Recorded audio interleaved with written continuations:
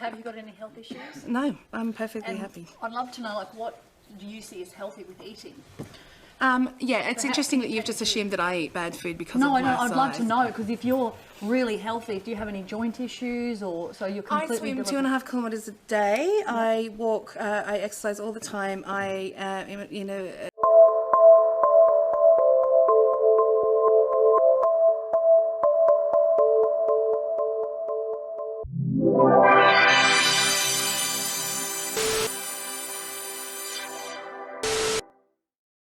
Hello fellow travelers and welcome to the Hard Light Network. So today we're going to talk about the obesity crisis in America. So look guys, before we get into it, I just wanted to say, as someone who has struggled with their weight for their entire life, this video is not about insulting or belittling people who are overweight. I think that body image issues are pretty much a universal human problem, and you don't have to be morbidly obese to be dissatisfied with your body. You know, that being said, nothing I say here on this channel is ever an excuse to go harass or bully anyone else, but I'd be lying if I said there wasn't a problem that we need to talk about today.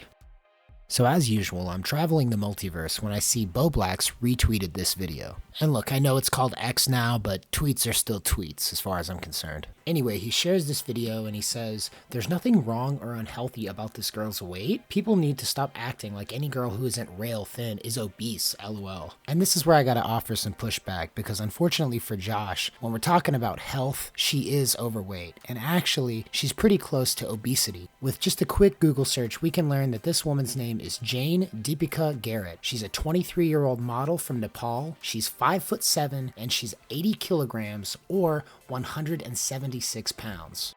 Now we'll talk about BMI a little bit later in the video, but for now we're going to plug those numbers into the chart, and what we get back is a BMI score of 27.56. And that tells us that Miss Garrett is only 2 points away from being considered medically obese. However, BMI doesn't directly measure body fat, so of course there are going to be people in the comments who disagree with my use of the measurements altogether. However, if you go to the doctor's office, this is the chart that they're going to use, and this is the metric that they're going to judge your body weight by. You don't have to like where you fall on the chart, but that doesn't completely invalidate its use as a general reference point for body weight. You know, full disclosure, like I said at the beginning of this video, I've struggled with my weight my entire life. I still remember going to the doctor's office and being told that I was obese. And of course, my knee-jerk reaction was to deny it, to say, no, I'm fine, I don't feel bad, I feel perfectly healthy. But the reality was, I let years of bad habits stack up. See, the thing is, I wasn't off-screen binge eating like Amber Lynn Reid. It was the little things, the day-in, day-out choices to have soda instead of water, to eat fast food for lunch, or to go back for seconds at dinner. All of these little choices had a cumulative effect where, slowly but surely, I gained pound after pound every year. At my heaviest, I was almost 300 pounds. To put that in perspective for you guys, that's as much as an adult male gorilla. That's as much as an antique cast iron bathtub. That's as much as a polar bear. And you know what? I could have used the same rescuing mechanisms that everyone else uses when talking about this issue. I could have said, I'm healthy at any size. I could have made excuses about how expensive the gym is, or about how I never have any time to get out there. And I mean, really, who doesn't like to eat? I mean, we just celebrated a holiday that's basically devoted to eating. And in my country anyway, at least 3/4 of the population is overweight or obese. But this video is more about a growing trend towards dishonesty in these conversations. It's become a bit of a social faux pas to mention or criticize anyone's weight in polite society nowadays. And that has in turn contributed to a culture of hypersensitivity about criticism. For example, Boblax says in his post there's nothing wrong or unhealthy about this girl's weight, but then he makes a false equivocation implying the alternative is to be rail thin. Aesthetics aside, the reality is that being overweight or obese isn't an issue of preference, it's an issue of health. I mean, no one makes these knee-jerk justifications for a smoker's cough. Everyone just implicitly knows that that is a consequence of their actions. And yet when it comes to conversations about weight, I'm reminded of videos like this one.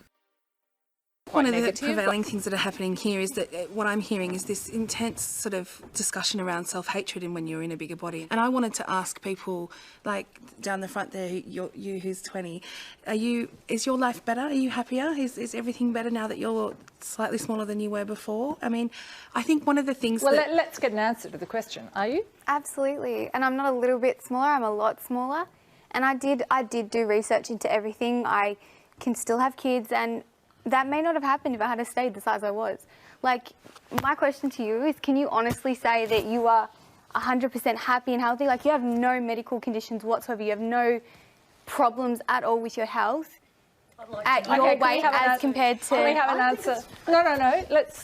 The question's been asked. What's the answer? I think it's really interesting that I feel like I need to justify my existence in this room. No, but hang on a minute. You asked her to justify her decision. I asked her if she was happy. I didn't ask her to justify what her health issues now, or if there is any. But have you got any health issues? No, I'm perfectly happy. I'd love to know, like, what do you see as healthy with eating?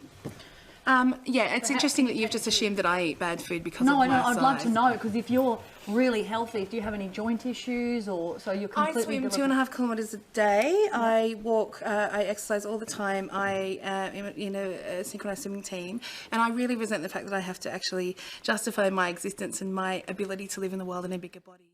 And that right there is the major obstacle in all of these conversations. Anyone with eyes to see and ears to hear can tell this chick is lying. Majin Buu over here is really trying to convince the entire room that she exercises regularly and eats right. This chick has big Ginny Sack energy.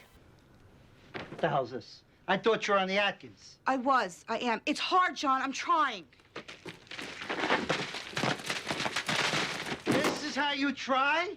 The problem isn't that she's fat and happy about it, it's the denial of reality, the objective rejection of medical issues associated with obesity in favor of your lifestyle. But let's bring it back to Miss Nepal for a second, because the crazy thing is she isn't unattractive, but anyone can tell by looking at her that she's overweight, and that's literally the point. She volunteered to get up on that stage to be judged by everyone based on how she looks. And it's not like she's a stranger to this kind of publicity either, because she's made her position as a body positivity activist very clear. Miss Nepal sees herself as a representative for plus size and quote-unquote curvy women everywhere. At the end of the day, my position can be summed up as such. She's overweight, and it's fine to be honest about that. She doesn't owe anyone a skinny body, but we don't gotta pretend like it's healthy either. So many people in the comments are letting their insecurities show over a 20th place Ribbion recipient. Do they even give ribbons to people who score 20th place? Even the people at the competition cheering her on think she's mid.